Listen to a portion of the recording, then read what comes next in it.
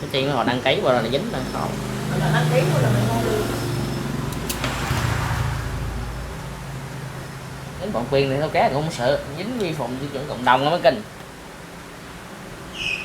đồng bọn quyền đó nó dứt chạy thấy cái cộng đồng nó rồi sao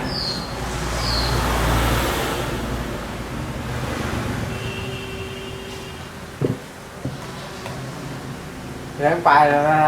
còn ngà mới họ thái còn ngà mới đây đấy nhà mới đấy đang đây mới thái đang rồi một thái quả hồi em đang lên mà đang ăn thái em đang ở YouTube mà đang gì thái được em đang Facebook mới thái nhưng nay YouTube mình thái được. Kênh YouTube của em là gì? Kênh em là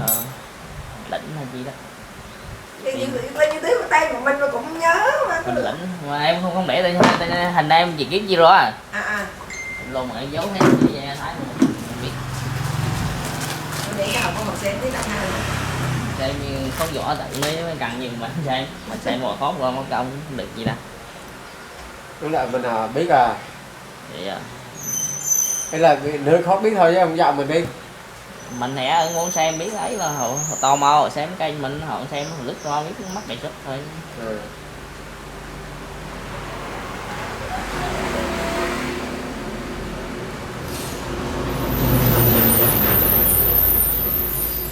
Tiên Lãnh mình em có hội môn nó lồn đông lắm nha đúng gì trong YouTube á hay là bà con có phần quay vậy mới bị dính gại đó cây non có tiền dính cho gại ra mất luôn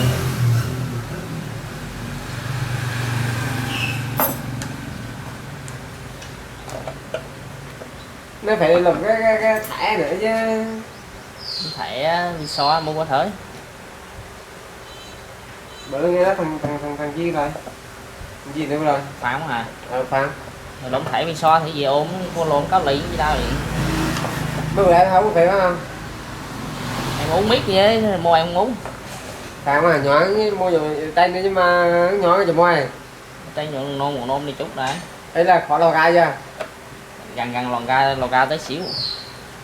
ở đây cái bộ Viber Zalo của anh á Facebook của anh là phải đăng ký hắn là chuyện chim ròm á không muốn không gì Zalo với Facebook đấy bộ Facebook chứ với gì rồi quay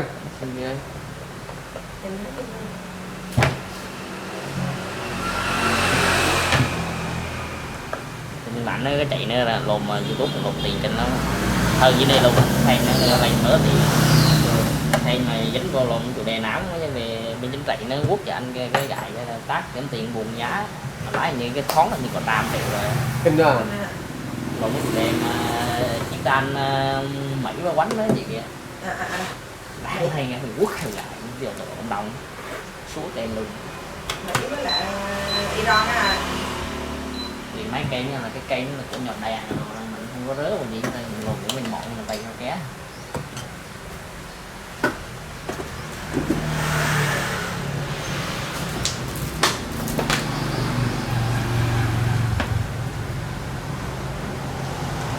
cái bữa thằng Á này xuống nào bữa là bữa thì theo bữa đem xuống bữa xuống ít rồi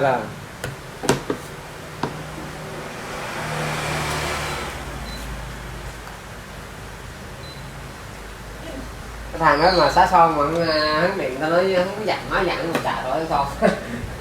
nó lùi cái son á dù có sát son mà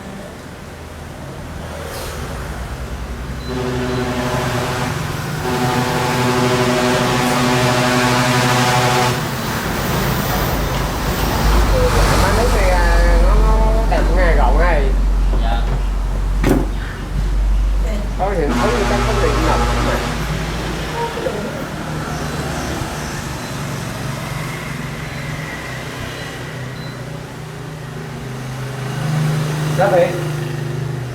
Đến về rồi dạ để nó bán hạt sang thì với nhân viên em cộng thì em nói cho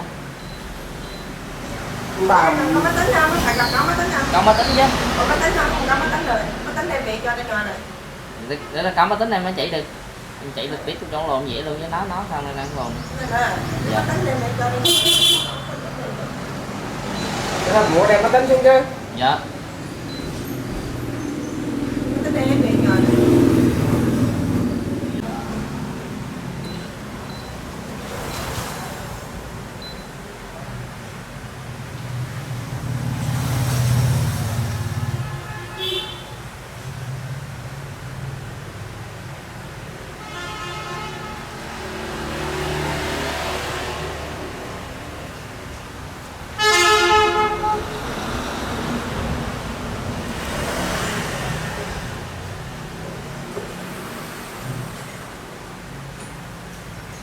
Khiên dưới đi xuống rồi nó không có rồi đây. Còn đây giờ đây ra phơi nó chọc lại.